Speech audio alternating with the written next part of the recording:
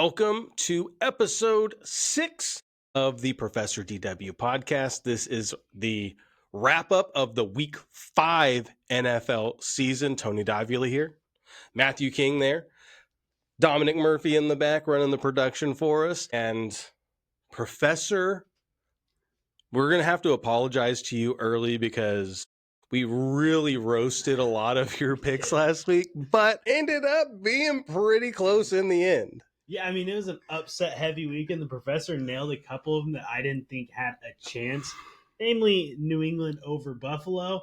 He did a really good job, came so close to snapping his drought, but alas, here we are. It lives on. The streak continues. 39 weeks losing for the professor. But hey, he keeps on getting his picks in, so we're going to keep on going.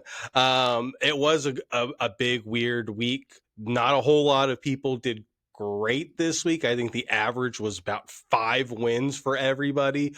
Professor ended up with 8. Winner had 9 overall.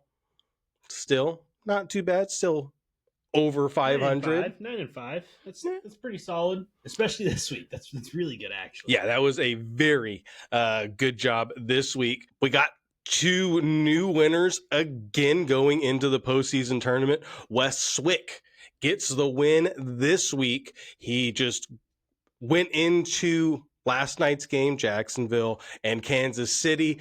Professor had Kansas City. A lot of people had Kansas City.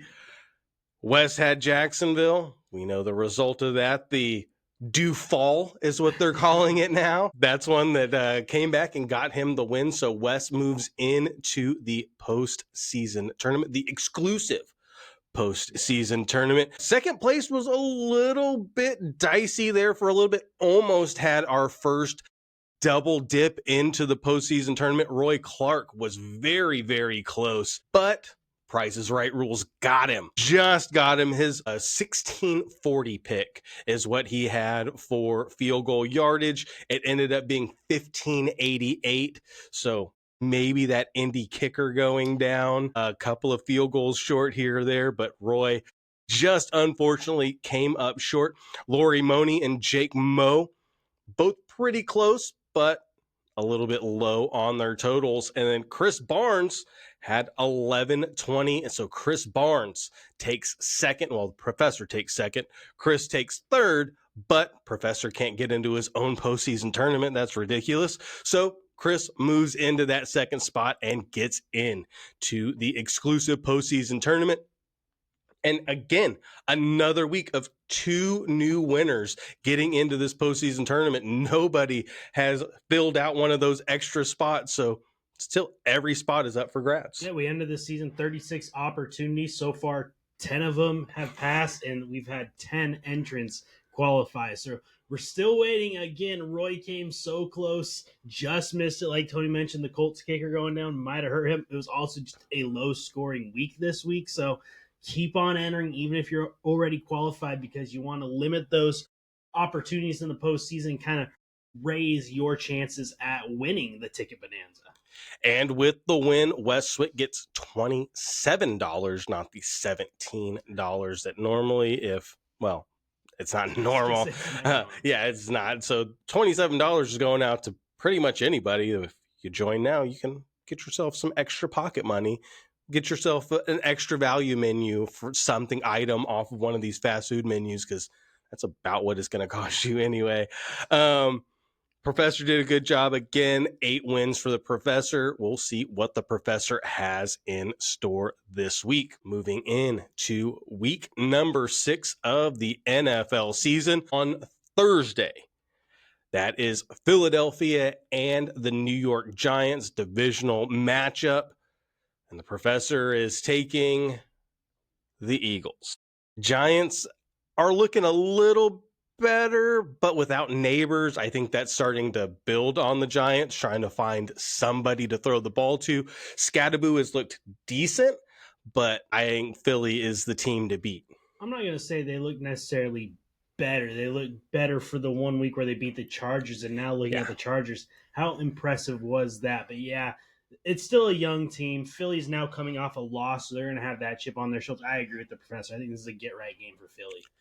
And then the very early Sunday game, the third UK game. This is the second London game. This is the Jets and Denver. And the professor, another one of those that had us scratching our heads a little bit, but he took the Jets to beat Denver in London. Jets have looked okay at times, but their defense still doesn't have a takeaway on the year. Heard that a lot during the Cowboys game. If you watched that one, you heard that a lot. But Denver coming off that big game against Philly, maybe something out there tired them out, something, who knows, but Professor likes the Jets to win in London over the Broncos. Next game, Indy and Arizona. Professor's riding that wave. Indy going to get the win over Arizona there. Chargers in Miami. That's one that Professor's taking the Chargers. I'm not sold on either one. This is one of those toss-up games that who knows what is going to happen between these two teams. You don't know which Miami is going to show up, if they're going to be that fast-paced kind of team. Same with the Chargers. Who's the Chargers running back now that Hampton is on IR? What are they doing on offense? Defense has found some injuries as well for the Chargers, but the professor is taking the Chargers to win in Miami. I think this game comes down to I trust Justin Herbert over Tua. I trust the Chargers defense over Miami's. I just trust the Chargers. Their receiving court is just better than Miami's right now, especially without Tyreek Hill. I think the professor nailed this one. I got the Chargers as well. All right. So then we got a battle of the news. New Orleans and New England. And again, Professor, a little bit of a head scratcher, but hey, we're not going to second guess them as much this week.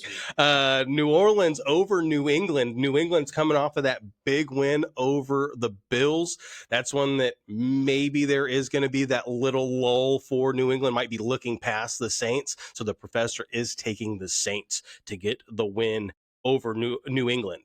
Yeah, the Patriots are still confusing to me. They just lost Antonio Gibson now for the rest of the season. Ramondre Stevenson has a serious fumbling problem, and New Orleans has been causing some fumbles. We saw them cause a huge one against Cam Scatterbo and the Giants last week to get their first win. Spencer Rattler hasn't been bad at all, so I could definitely see New Orleans getting this win, but I still would pick New England. I think I really liked what I've seen from Drake May.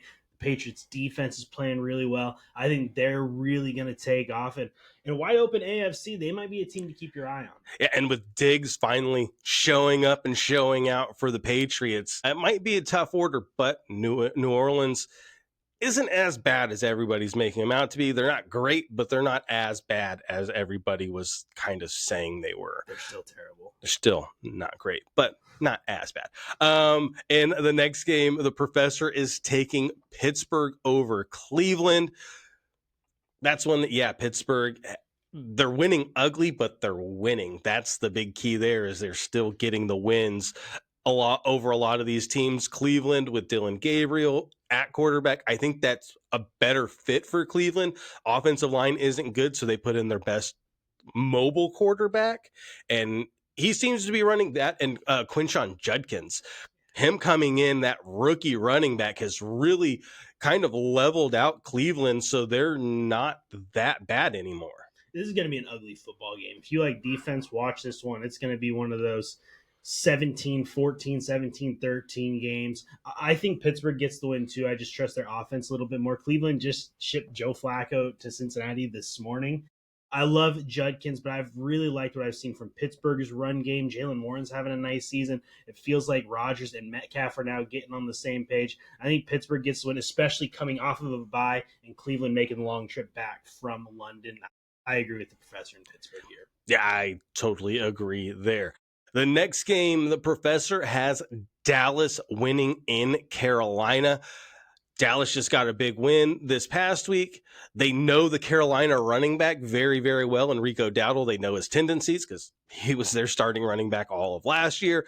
So I agree with that, but that is one of those that Dallas seems to play to the level of their competition. See that Giants game, that overtime almost blunder, but I'll take Dallas, as you know, Dallas fan, over Carolina, but that's one that, yeah, Dallas, not great, but showing promise.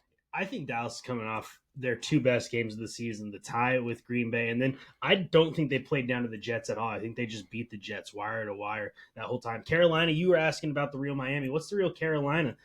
They blew out the Falcons, then laid an egg the following week against New England. Now they're coming off a comeback win over Miami, where they really shouldn't have even been in that game. Yeah. I don't know if Chuba Hubbard is going to be healthy, and I just don't see this Carolina defense being able to slow down Dallas right now. I think the Cowboys, they're going to stay alive.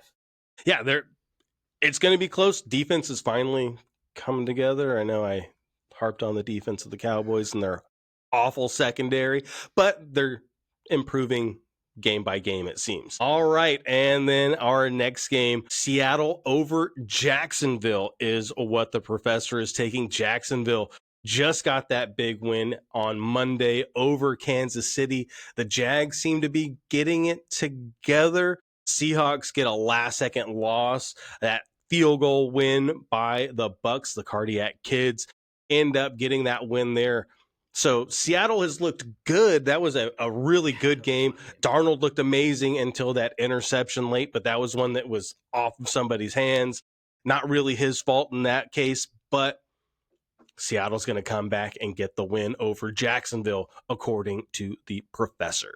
I agree with the professor. I think the Seahawks bounce back this week. I think Jacksonville's going to be coming down off that little high, kind of like you talked about in New England. Trevor Lawrence, he had a nice game. He had a really good game on Monday. I think Jacksonville's going to be right in the AFC playoff hunt, but I think Seattle needs this one, and I think their defense is just too good. I think they're going to get back on track, shut down Jacksonville, and come away with another gritty win. All right, so then the Rams are playing the Ravens. This one, the professor is taking the Rams without Lamar Jackson in Baltimore. The Ravens are not the same. I think the Cooper Rush signing was a little bit odd just because with Lamar Jackson out, it's a completely new offense. Cooper Rush is not mobile. He's not going to run the ball like that. So it relies a lot on the passing game for a team that has been a running team. Derrick Henry, Lamar Jackson, that 1-2 combo, running the ball is what makes the Ravens dangerous. I don't know if they have enough, especially with Cooper Rush playing. The Rams are playing very, very well. So I agree there. The Rams are going to win it in Baltimore, and I think they're going to win it big. I think the Rams win. I don't think it's big. You want to talk about teams playing down to their competition. The Rams just laid an egg against a very beat-up 49ers team. The Rams don't blow anyone out. They just don't. You go back years and years, they don't blow teams out. And I don't know if there's a quarterback who can just fill in for Lamar like Lamar does. I think he's kind of a one-of-a-kind QB. But yeah, without him, this Ravens team is just struggling. Their defense is struggling. But I think this game's closer. But yeah, I'll take the Rams as well. All right, our next game, the professor is taking the Raiders to win over the Titans. This is one of those that flip a coin. You, again, don't know which team is going to show up week in and week out for the Raiders. Tennessee's just coming off of their first win of the season. This is a coin toss game. And yeah, that's one that 50-50 and the professor's taking Vegas. This one, I don't know. I think this is going to be another one of those low-scoring kind of grinded-out games. Dominic, you're listening. I want you to clip this. This is the Ashton Jeanty breakout game. He's going to go off this week against Tennessee. I think that Pete Carroll is starting to see how good Jeanty is. They're having a lot of trouble with Geno Smith interceptions. They got to rely on the ground game. Tennessee's win was one of the flukiest wins I've ever seen between Arizona dropping the ball before they crossed the pylon. The interception that turned into a fumble into the end zone where the Titans end up getting the touchdown anyway. It was just a bizarre, bizarre game. I think this is Ashton Jeanty breakout game. You'll see why he was a first-round pick. I'll take Vegas as well. Yeah. Totally agree. All right, so up next, Green Bay and Cincinnati with their new quarterback. Is he going to start this week? He probably should. Couldn't be worse. Jake Browning, sorry, Husky fans, has not looked good for Cincinnati at all. So now Joe Flacco takes the helm there. But I agree with the professor that Green Bay is going to win that. I think putting a statue behind that very mediocre offensive line of the Bengals is not a good thing. And that is going to allow Micah Parsons to be Micah Parsons. And they're going to rush any quarterback that's in there. And I think Green Bay comes out with a big win here. Joe Flacco did just beat Green Bay a few weeks ago with Cleveland, but it wasn't really Joe Flacco in that offense. It was the defense of Cleveland, and that's what Cincinnati doesn't have. They don't have a defense that's going to be able to shut down Green Bay's offense like we saw from the Browns. I think, Micah Parsons, Rashawn Gary, Lucas Van Ness are going to have a pretty big game. You got to get a couple interceptions, really get after the quarterback as well. Packers are coming off a bye. This is a game that they need after a letdown of a couple weeks with the loss to Cleveland and the tie with the Cowboys. I think Green Bay gets back on track this week. All right, so the professor has the Bucks beating the Niners. Tampa Bay is just coming off a big win over Seattle. Niners, as you said, they're a lot of bit injury depleted. Which quarterback is playing? Purdy has been practicing, but is he going to play? Mac Jones has looked really good in this offense, but what receiver is available right now for the Niners? It's a week in, week out. Who knows who is going to be there? So I fully agree with that. The Bucks are playing out of their mind. That we say it every week. That rookie from Washington State and Emeka Egbuka is legit, showing it. Usually it takes later into the season for a rookie to take over and start really building a rapport with a quarterback, but Baker Mayfield and Emeka Egbuka have really shown that connection is there and early, and everybody look out because the Bucks are pretty good.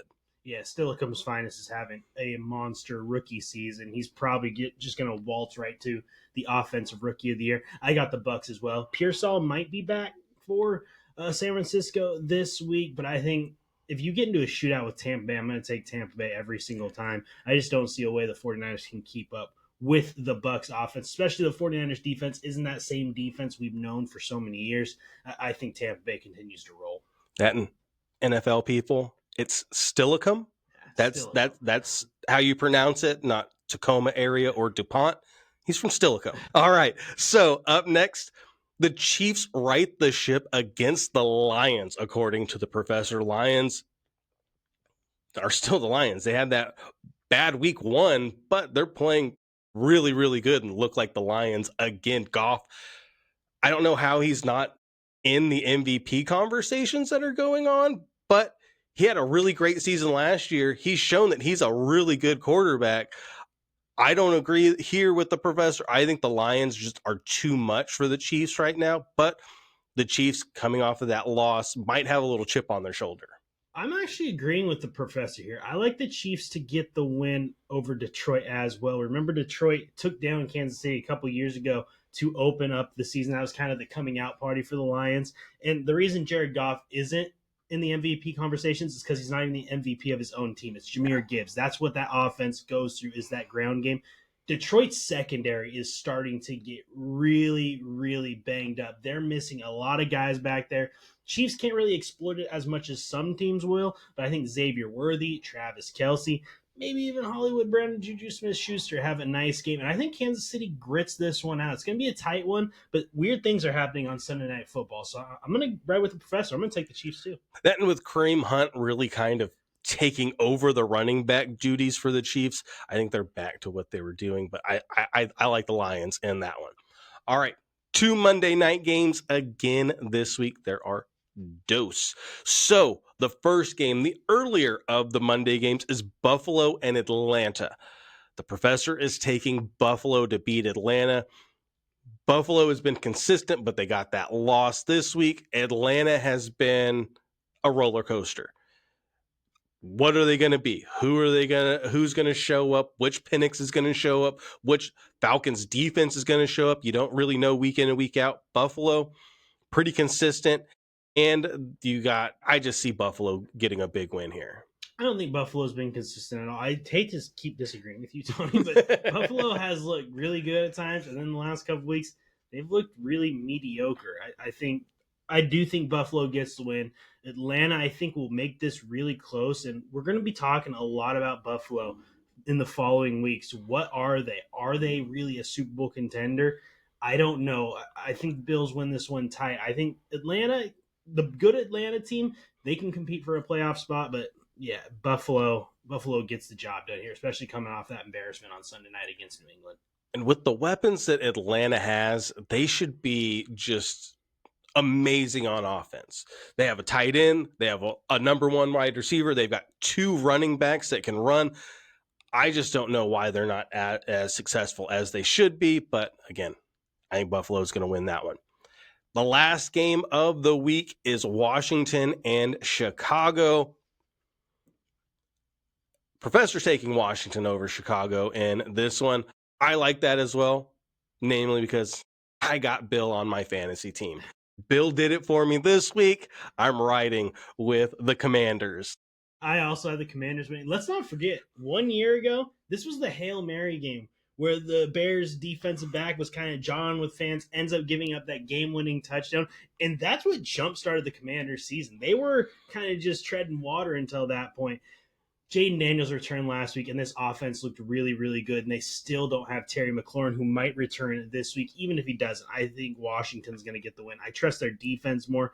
I think the Bears, they're riding quite a bit of momentum, are coming off of a bye, but I still question that run game. I think there's too much pressure on Caleb Williams. If he makes a mistake against Washington, that could be all that the Commanders need. So I agree Washington gets the win this week to close out Week 6.